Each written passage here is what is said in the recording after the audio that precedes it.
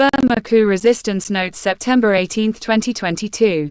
A 15-year-old Rohingya boy was killed by a junta mortar shell in Bangladesh yesterday and 6 others were injured as junta troops tried to defend themselves against the advancing Arakan Army. The Bengali government has repeatedly summoned the junta's ambassador in Dhaka over stray mortar fire and invasions of Bengali airspace by junta jets, but so far without any change by the junta.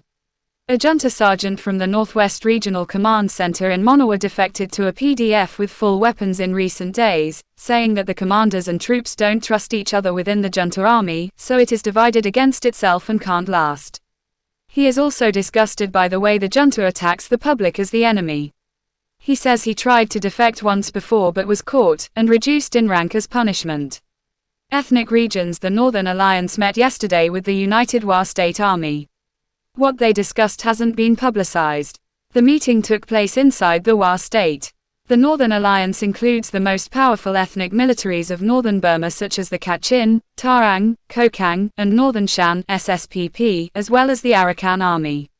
The Wa state is a wholly autonomous from Burma Chinese-backed enclave on two edges of Shan state that has the largest ethnic army in Burma, reputedly 30,000 well-armed soldiers. The Wa state has had nothing to do with Burma's civil war, effectively favoring the junta when it was strongest. Now that the power balance is shifting, the other northern ethnic armies may be discussing the Wa state's future status in a reconfigured post-coup Burma. The Northern Shan Army SSPP fought 60 junta troops yesterday in Momaik. 3 junta troops were killed and 5 wounded. The two have not fought since July, when the junta ordered the SSPP to leave 3 of its camps and the SSPP refused. In Korthule Duplaya district Mayawadi township on Burmese maps, junta troops continued to bash themselves against the Arakan Army Cobra column yesterday on the road south from Mayawadi, again suffering casualties without making any progress. No figures are available yet, but the Cobras say they didn't suffer any casualties. The specialized drone warfare unit called Federal Wings is assisting the Arakan Cobras. The action is taking place near Townley village, and the junta troops are based in a place called Three Snakes Pagoda.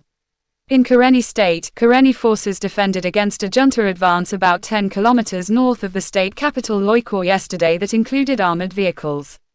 6 junta troops were killed, as was 1 Karenni defender. Junta scorched earth village terrorism campaign.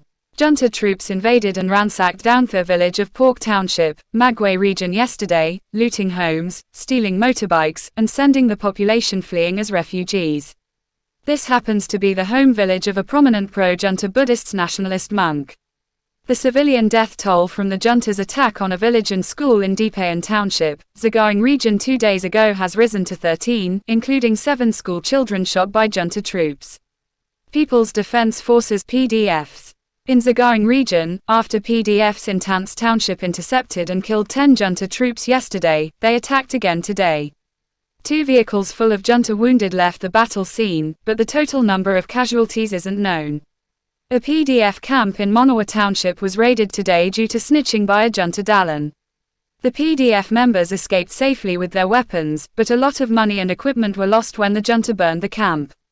In Myong Township, 27 local PDFs in and around Myong Township got word yesterday that junta troops would be returning from a battle with wounded soldiers, so they organized an ambush. 3 junta troops were killed in the resulting attack.